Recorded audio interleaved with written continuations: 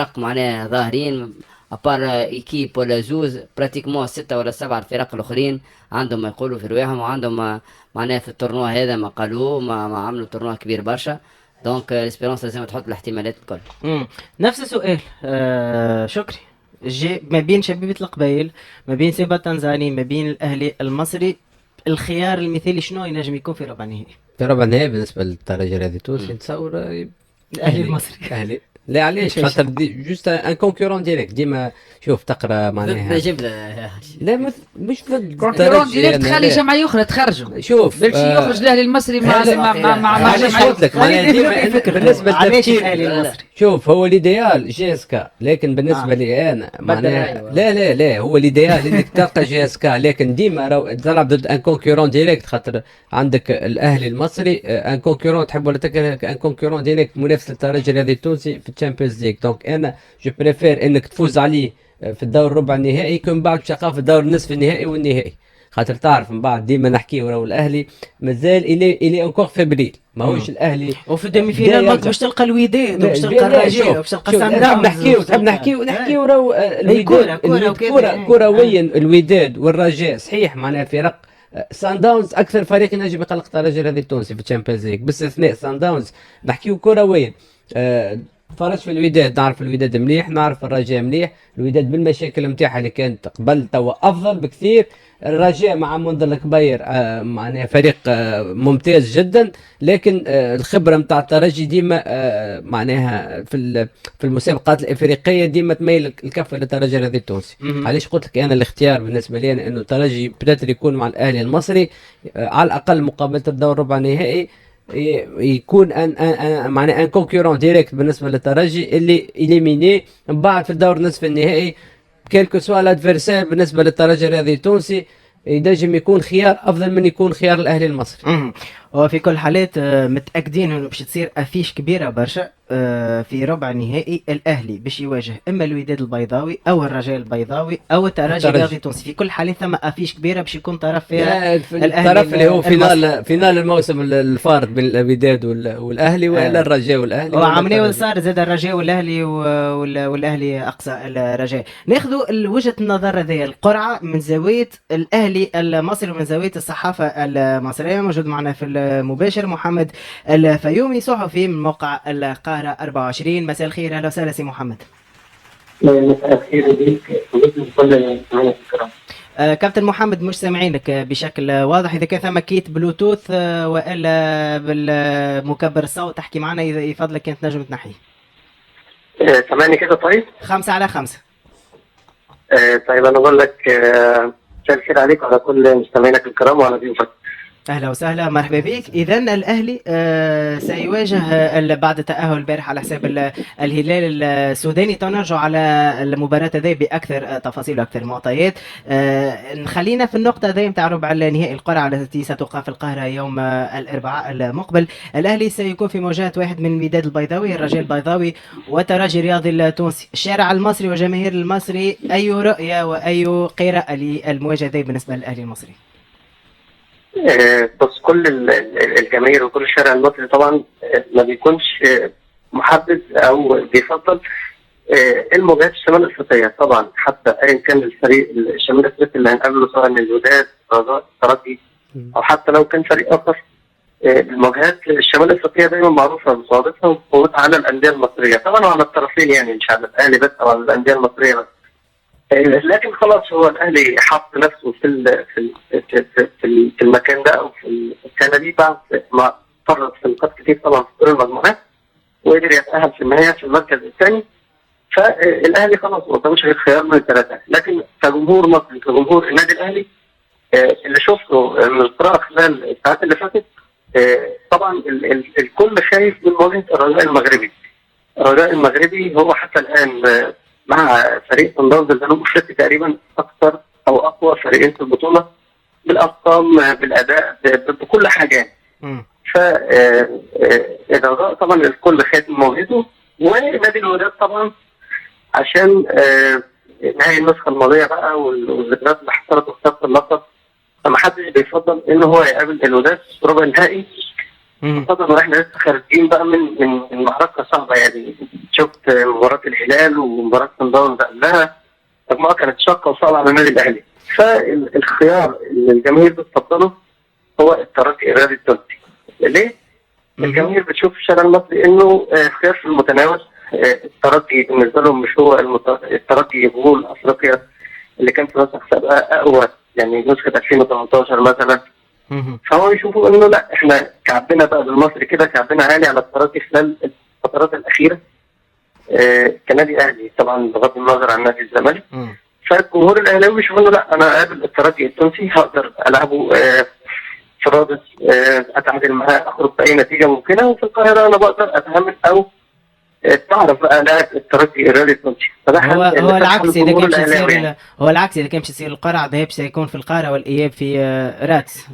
الاهلي كشر عن الاهلي كشر عن انيابه البارح. شفنا اهلي بنسخته المعتاده، شفنا روح الفانيلا الحمراء كما يقولوا في مصر، شفنا استاد القاهره ب 80,000 متفرج، شفنا استعراض قوي بالنسبه للاهلي المصري. الاهلي المصري كشر عن انيابه، ونقطه الانطلاقه بالنسبه لرابطه الابطال هذا الموسم انطلقت من خلال مباراه الهلال السوداني.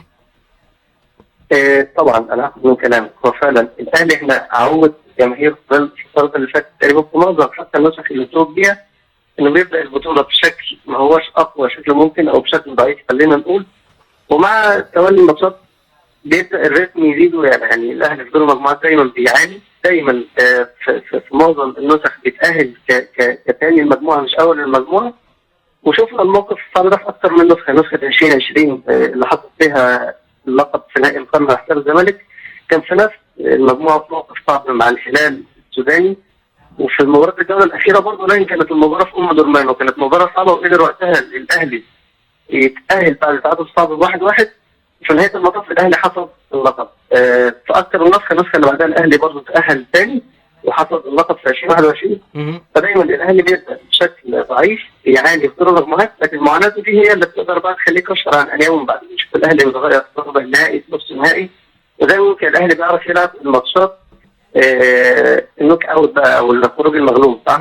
بعكس الماتشات المجموعات او مباريات المجموعات، فبيبقى عامل حسابه ان انا هقدر اجمع اكثر عدد نقط في النهايه واتاهل سواء اول او ثاني. واضح. وقت الجد خلاص، يعني لازم بقى اللعيبه بتتكشر عن النيابه زي ما حضرتك قلت.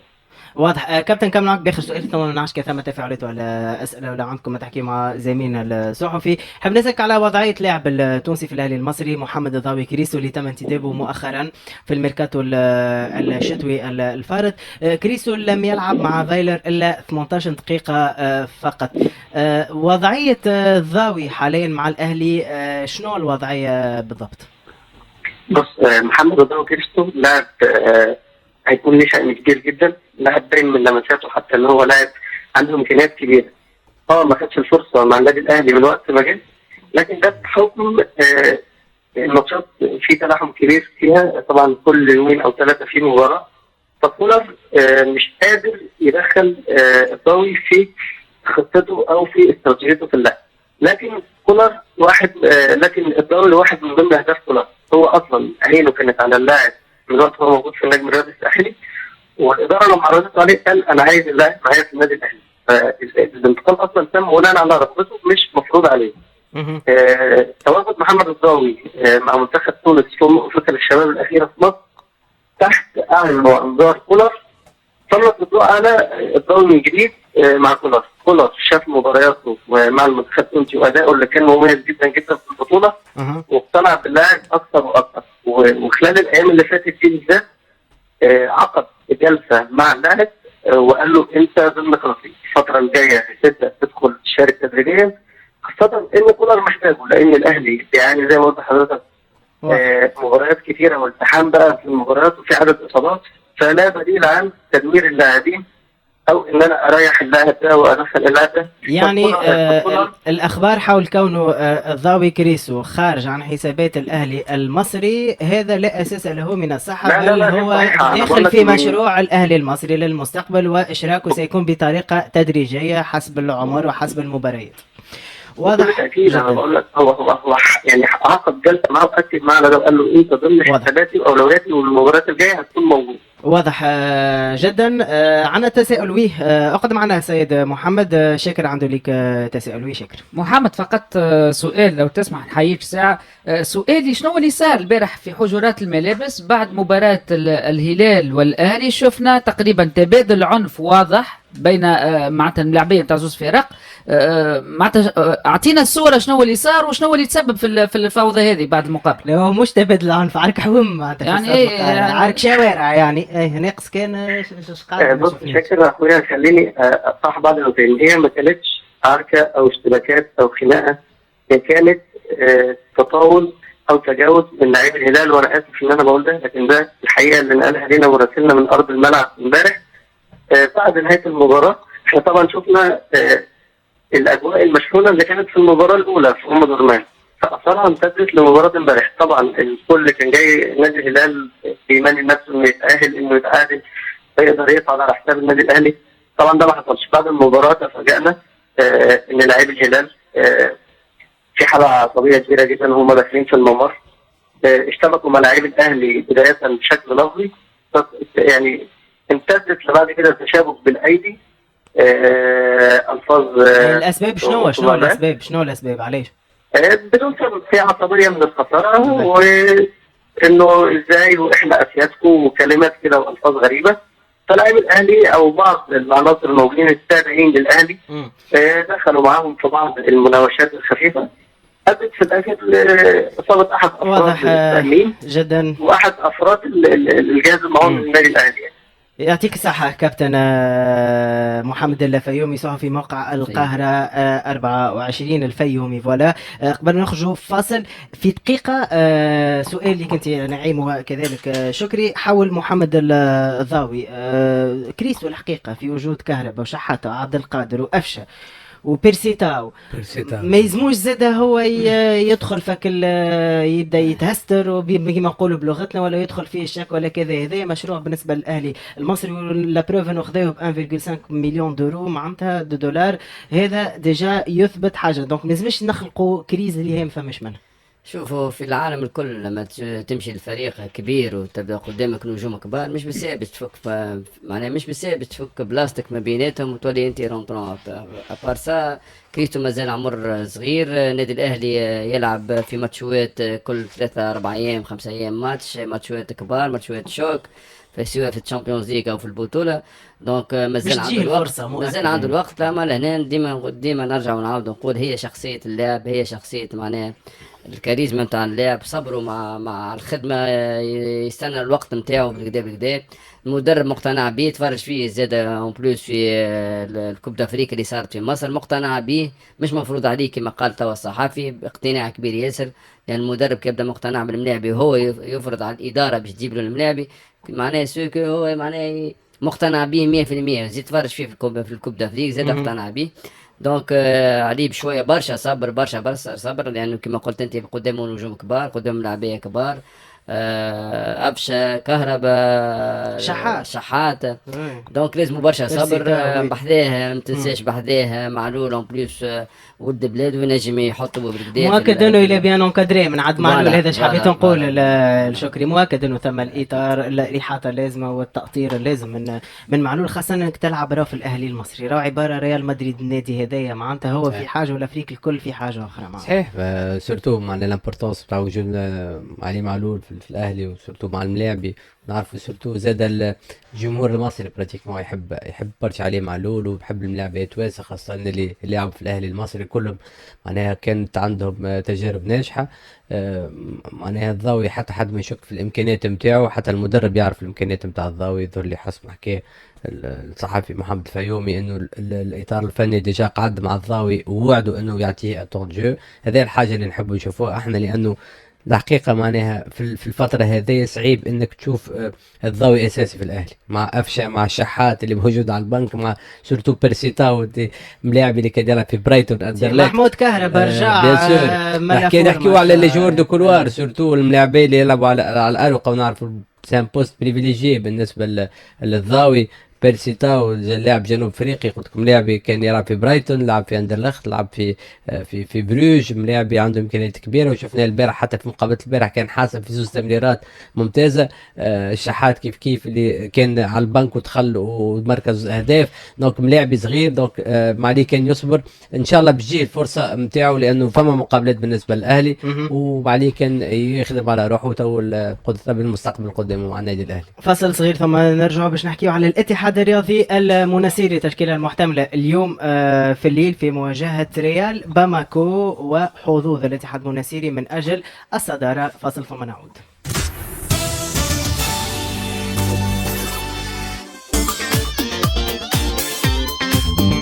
انتم تسمعوا في سبور ماكس مع حمزه المغيربي على اي اف ام، احلى راديو. اهلا وسهلا، مرحبا بالجميع في سبور ماكس. نحكيو على الاتحاد الرياضي المناسيري اليوم يواجه انطلاقا من 9 متاع الليل يواجه ريال باماكو في اطار الجوله السادسه والاخيره من كاس الكونفدراليه الافريقيه. به شكل كنزاريه تحط الناس الكل في الاطار. يونغ افريكانز الاتحاد المناسيري ديجا تاهلوا منذ الجوله الفارطه الى دور ربع نهائي. الصراع حول المركز الاول. يونغ افريكانز قبيله شويه فاز على تي بي مازيمبي هدف مقابل 0 في انتظار مباراة الاتحاد المناسيري وريال باماكو اليوم في الليل في رادس. به الترتيب حاليا والوضعية: يونغ افريكانز عنده 13 نقطة، الاتحاد المناسيري عنده 10 نقاط. لو يفوز الاتحاد المناسيري يصبحوا 13.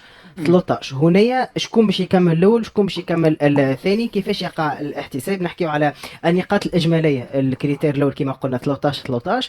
النقاط في المواجهات المباشره: الاتحاد المناسيري فاز على يونغ افريكانز، ويونغ افريكانز فاز على الاتحاد المناسيري في الذهاب والاياب، وبالتالي نتعداو للكريتير الثالث اللي هو فرق الاهداف في المواجهات المباشره. الاتحاد المناسيري فاز على يونغ افريكانز 2-0، ويونغ افريكانز فاز على الاتحاد المناسيري 2-0، وبالتالي نتعداو للكريتير اللي بعده اللي هو فرق الاهداف الاجمالي، وبالتالي نحكيو على الجول افيراج، وبالتالي الاتحاد المناسيري لازم يفوز وبفارق عدد من الاهداف اللي هو اكثر من 3. علاش اكثر؟ ممكن حتى هو 4 لازم. صحيح. هو تو حاليا يونغ افريكانز افريكانز عنده مع 5 وقبل 4. الاتحاد المناسيري سجل 6 وقبل 3، دونك وبالتالي لازم يسجل 4 اهداف. صحيح، يعني والا كان سجل سينو باش تعديو للكريتير الخامس الدوري ليزافارتيسمون والفازات اجمالي اهداف الذهاب والليزافارتيسمون ثم قرعه لكسر التعادل.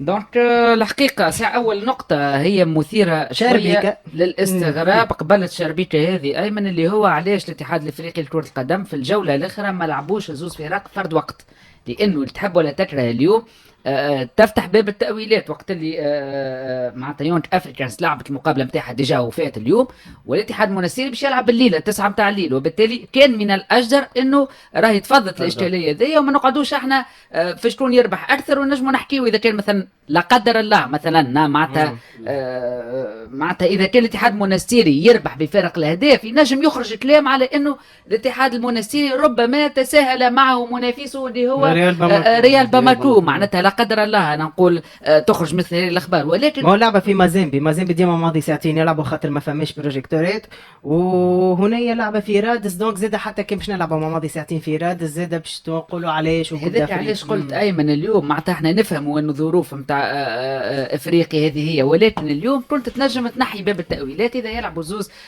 فرق في نفس التوقيت. اليوم على الاتحاد المناسيري انه يربح يعمل كل شيء ضد ريال باماكو، قادر على الانتصار. اللي عاملين بالعاني مازيمبي ما يحبوا يشاركوا بروجيكتورات يحبوا يلعبوا في القاي. لا ماضي ساعتين في مازيمبي نقطة قوة. سامعني قصيت على حديث بشكل خاطر حاجة راهو معناها تدعو للاستغراب. معناها ملعب كما تي بي مازيمبي والامكانيات اللي عنده ومعناها اومولوجي بار لا كاف وما فيهوش ضوء، معناها زاد راهو اي ما كيما مش كيما تلعب ليه قلت تحس مازيمبي في الليل كيما تلعب لا مع ماضي ساعتين تحس انه مازيمبي عملتها بالعاني معناها عملت كونترا مع الكاف. لا جوست عملتها معناها على اساس ديما باش تستغل الوضع انه السخانه والجماهير وكل شيء. هذاك هو صحيح ما فرق شمال افريقيا تتطلب ما تنجمش تكون فما معناها تنجمش تلعب فرد وقت الحقيقه. هذيك المشكل.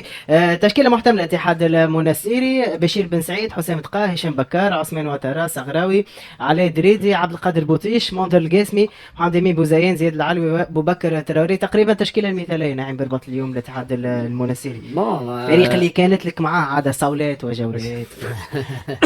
هذه كل مره موجودين لي الحكايه هذه. محلين بون، فماش واحد ما يتعاطفش مع الاتحاد ايه المنستيري كفيل معناها وكفريق. كفريق وكبلاد معناها تنجم تلعب فيها الكرة تكون مرتاح. بون نرجع للموضوع نتاعنا اللي الفريق واضح نحطوا الاشياء في اطارها. معناها الاتحاد المنستيري توا براتيكمون معناها ادى المهمة واكثر، بالرغم الظروف، بالرغم معناها الصعوبات، بالرغم قلة الامكانيات المادية، قلة الموارد البشرية. رئيس النادي معناها وحده ما فماش منين شكون يعاونه ماديا، ولكن الفريق موجود معناها في الادوار هذيا. بارك الله فيهم، وهذا شيء يشكر لهم هما، وهذا شيء يشرف تونس ويشرف الاتحاد المنستيري. نرجع للفريق، معناها الفريق المدرب ما عنده حتى خيارات اخرى، بما انه شيخاوي مازال بليسي، مازال امارو مضروب.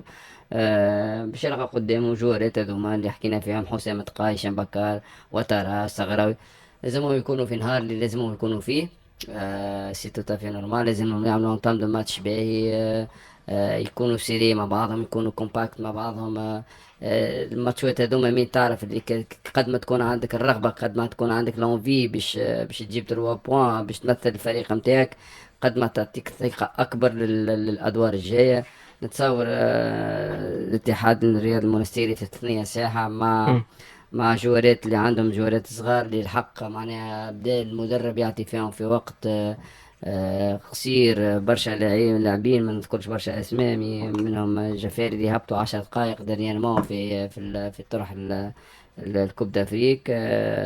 نتصور ما عنده حتى حلول اخرى، لازم يعمل على الملاعبيه هذوما، ولازم يعطيهم اكثر وقت، بما انه الشيخاوي امره مضروب، لازم يمشي للتوجه هذايا. فوالا شيخاوي وعمرو زوز ملاعبيه مفتاح مصابين في تشكيله الاتحاد المنستيري. كي نشوفوا التشكيله بخلاف هذوما الزوز، التوجه نحو تشكيله مثاليه وهجوميه واضح توجه المدرب. لكن هل قادر الاتحاد المنستيري يسجل 4 بونت اليوم ضد باماكو؟ علاش لا؟ بعد سورتو الاتحاد المنستيري مع ريال باماكو كان قدم مقابلة كبيرة في باماكو، ومعناها وسجل اهداف غاديك. دونك علاش لا مع ريال باماكو اليوم؟ سورتو معناها تعرف اتحاد لا بزون باش يفوز بديفيرونس دو بوت، لكن تصور انه الاتحاد المنستيري قبل كل شيء باش يلعب على الانتصار، باش يكمل في نفس الريتم تاع المقابلات، اكثر من انه باش يبحث على الاربع اهداف ولا 5 اهداف ولا ديفيرونس دو بوت. اللي ذول ليسونسيال الاتحاد انه زاد كيف يسكاليفي بور لو بروشان تور.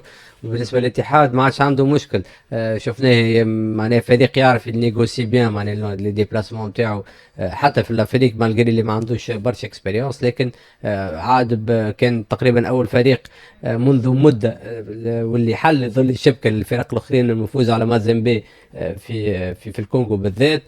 شفناه معناها حتى في الديبلاسمون نتاعو مالغري لا ديفيت في ضد يونغ افريكا التنزاني اللي يمكن اللي عقدت الوضعيه شويه بزوز اهداف مقابل بلاش، لكن الى بيان كومونسي لو ماتش كيف ضد ريال باماكو. الحقيقه ما نساو زاد في المقابلات الاولى. سامح عليك الفكره في باش ما توفاش. تتذكر وقتها كي خسروا زوز بلاش كنا لومنا علاش وقت الاتحاد المنستيري طلع وحب يعدل، كان خسر هدف لي 0 بركه ضد باماكو. رانا ما عادش نحكيو توا على الموضوع هذا، تربح باي نتيجه.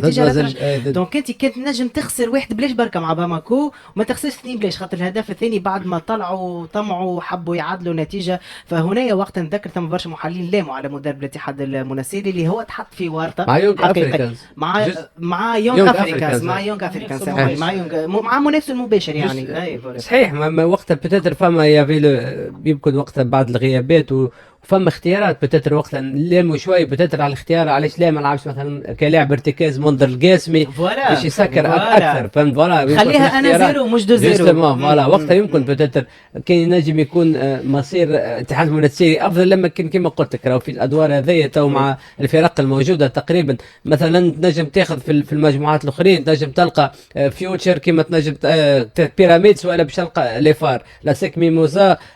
فما معناها فرق فريق من الجزائر، اتحاد العاصمة. اتحاد العاصمه، معناها الفرق الكل تقريبا راهو باش تكون من نفس المستوى. لكن الاتحاد المنستيري لو بلوز امبورتون بالنسبه لي هو انه يفوز مقابله اليوم، يحاول انه بالتشكيل هذا شفنا تقريبا زوز مهاجمين باش يلعب زياد العالوي وابو بكر تراوري باش يكونوا موجودين الزوز القدام، يحاول انه باش يلوج على الاربع اهداف اللي تمكنوا انه يكون في المركز الاولاني. لكن من بعد الاتحاد المنستيري يظهر لي بالامكانيات الموجوده بعوده عمر وعوده الشيخاوي انه قادر يمشي لبعيد حتى مع اي منافس ينجم يكون في مجموعه الاخرين. واضح. بالتوفيق للاتحاد المنستيري. في ساعتنا الثانيه تنرجع اكثر تفاصيل حول اللقاء نتاع المجموعات الاربعه في كاس الكاف والموعد نتاع المقابله نتاع الاتحاد المنستيري. كذلك باش نحكيو على شبح العنف في الملاعب ومخرجات البلاي اوت في ساعتنا الثانيه. اخبار الخمسه نتاع العشيه وراجعين لكم بعد شويه في سبور ماكس. السلام عليكم. لا تنسوا الاعجاب بالفيديو والاشتراك في القناة تشجيعا لنا لنستمر بنشر المزيد ان شاء الله.